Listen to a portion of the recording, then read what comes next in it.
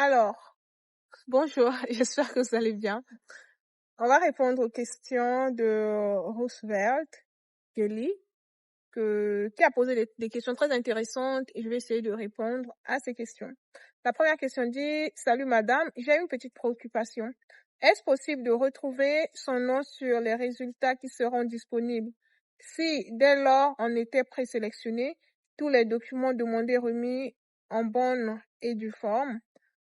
Secondo, après les résultats finaux, c'est l'établissement qui va nous contacter avant de venir là-bas. Il y a une vidéo que j'ai faite où j'expliquais sur les différentes étapes et je crois qu'il y aura 3 publications. La première avait déjà été faite. C'est celle avec les résultats préliminaires où la majorité d'entre vous se trouve et vous avez bien évidemment eu à déposer vos dossiers. Si vous avez été présélectionné et que vous avez déposé vos dossiers, que tout est en ordre, en respectant ce qui a été demandé en termes de les documents des responsables financiers, la valeur voilà, le revenu de chacun soit $900 minimum par étudiant, lorsque vous ayez un seul responsable financier ou plus d'un. Et si vous avez respecté tout, bien évidemment que votre nom va apparaître. Et quand le nom va apparaître, ça sera à vous de confirmer que vous tenez à participer au programme PECG et juste qu'on va continuer à publier. Et en ce qui concerne, lors des résultats finaux, l'établissement va nous contacter avant de venir là-bas. Par expérience, il y a des établissements qui rentrent en contact avec vous et déjà même certains étudiants depuis le pays avant de quitter. Il y a des universités qui vont vous donner des instructions et ainsi de suite. Mais dans tout le cas, vous serez toujours informés. L'ambassade également va... Déjà, la liste finale sera publiée, donc vous aurez l'information et les universités rentreront en contact avec vous. Et s'il s'avérait que votre université ne vous contacte pas et que vous avez besoin de plus d'informations, vous pouvez toujours vous rapprocher des opérateurs du programme PECG dans votre pays, à l'ambassade du Brésil, et ils vont vous orienter et probablement vous donner les coordonnées de votre université. La vidéo, elle sera quand même longue parce qu'il a posé beaucoup de questions qui sont très intéressantes, donc je vous prie de rester jusqu'à la fin. L'autre question qui a été posée, il dit: concernant les frais de visa, est-ce possible qu'on peut refuser d'octroyer un visa comme pour les procédures de France? Alors, pour le programme PECG, non, on ne refuse pas le visa. C'est comme je vous ai dit, si vous respectez tout ce qui vous est demandé, il n'y a pas de raison pour lesquelles on va vous refuser le visa. D'ailleurs, pendant cette période-là, l'ambassade, en fait, priorise les étudiants PECG en termes d'émission des visas parce que chaque université a une date à laquelle les cours vont commencer. L'idéal serait que les étudiants arrivent à temps, commencent les cours à temps aussi. C'est vrai qu'il peut y avoir certaines situations qui peuvent surgir, qui pourront causer un retard de visa, mais de base, l'ambassade priorise les étudiants PECG en termes d'émission des visas. C'est vrai que certaines personnes ont eu à rencontrer des difficultés, des retards d'émission pour des raisons de passeport. Surtout, je parlerai des ressortissants de la République du Congo.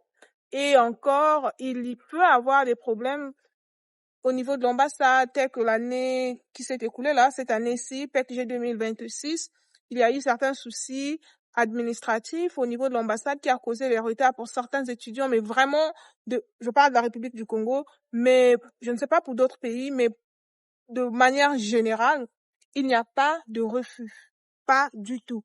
Et même quand il y a un souci quelconque avec votre documentation, vous pouvez toujours rester en contact avec l'université, les informer, afin qu'ils sachent que vous êtes toujours intéressé par le programme et qu'on puisse conserver votre place. Donc, pour être brève, la réponse, c'est non. Il n'y a pas de refus. Et il y a la question qui suit.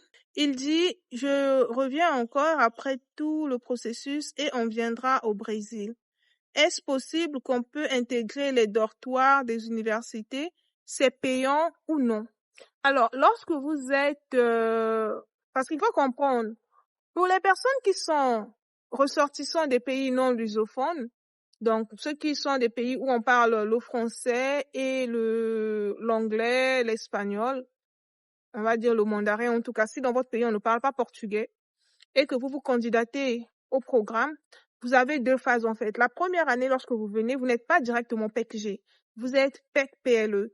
Donc, en étant PEC-PLE, vous n'êtes pas encore considéré en tant que PEC-G. Vous êtes considéré PEC-G que après que vous avez satisfait à votre CELP-BRASE et que vous avez commencé vos études universitaires, donc après avoir fait la formation de langue.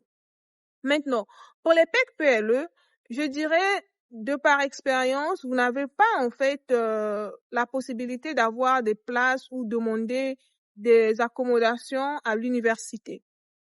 Toutefois, s'il s'avérait que vous devenez PEC-G et que vous demandez à ce qu'on puisse vous trouver des dortoirs dans des universités, ce n'est toujours pas garanti parce que souvent, la demande, elle est très grande. Et dans certaines universités, je sais que il y a une étudiante que j'avais rencontrée en 2023. Elle était de la Guinée. Je crois qu'elle parlait déjà le portugais. Et elle habitait dans des campus.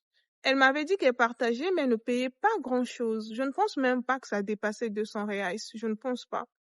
Après, je ne m'étais pas beaucoup investie là-dessus pour en savoir plus, mais du moins, je crois que si vous avez fini avec l'année de langue, vous êtes déjà PEC-G, dépendamment des universités, vous pouvez toujours faire la demande et si on vous accepte, c'est tant mieux.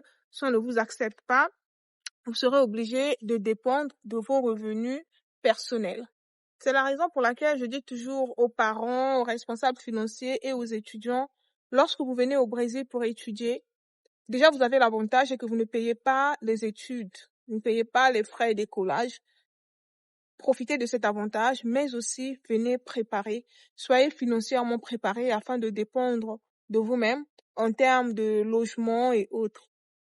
Et ça va vous éviter beaucoup plus de stress. Ne comptez pas sur les logements gratuits, ne comptez pas sur les casas, ne comptez pas sur tout cela. Parce que si vous misez sur ça et que vous mettez votre foi en ça, croyant que vous allez venir et que vous allez avoir des logements gratuits, ça ne sera pas intéressant pour vous. Donc, chers parents, chers responsables financiers et tous les candidats PEC-G, parlez à vos parents, disposez des frais, mettez des fonds à côté pour venir vous soutenir, surtout la première année, parce que vous avez besoin d'être concentré.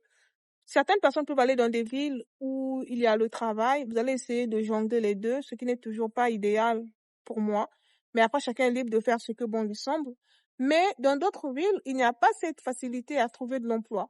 Donc, toutes ces alternatives ne sont vraiment pas idéales. Si réellement votre but est de venir au Brésil, d'étudier, obtenir les diplômes et être en mesure de trouver des boulots dans votre domaine d'études qui vont vous aider plus tard à bâtir votre carrière professionnelle, il est important que vous soyez financièrement prêt, émotionnellement prêt aussi, afin d'affronter les différents défis que vous allez engendrer lorsque vous allez venir, parce que bien évidemment, il y aura des défis, il y aura aussi, avec le changement de culture et le temps de vous adapter, ça peut aussi vous affecter mentalement, mais il faut que vous soyez prêt, que vous soyez déterminé et surtout, n'abandonnez pas, ne baissez pas les bras et aux parents, soutenez vos enfants financièrement. Ça les aidera énormément.